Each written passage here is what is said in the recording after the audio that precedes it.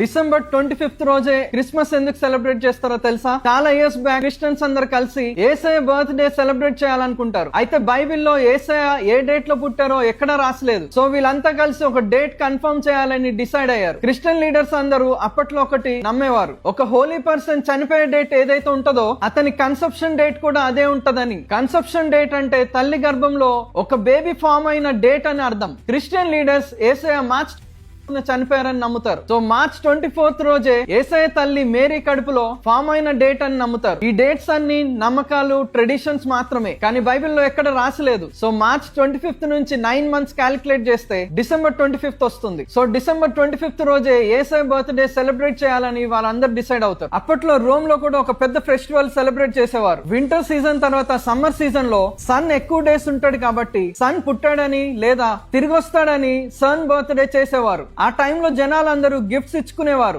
Decorations చేసుకునేవాళ్ళు, హ్యాపీగా ఉండేవాళ్ళు. సో క్రిస్టియన్స్ కూడా డిసెంబర్ 25th రోజు యేసయ్య బర్త్డే సెలబ్రేట్ చేసుకుంటే బాగుంటదని అందరు డిసైడ్ అయ్యారు. కరెక్ట్ గా AD 336 లో కాన్స్టంటైన్ అనే రోమన్ ఎంపరర్ క్రిస్మస్ ని డిసెంబర్ 25th రోజు సెలబ్రేట్ చేయాలని అఫీషియల్ గా డిక్లేర్ చేశారు. స్లోగా వరల్డ్ మొత్తం క్రిస్మస్ ని డిసెంబర్ 25th సెలబ్రేట్ చేయడం స్టార్ట్ చేస్తుంది.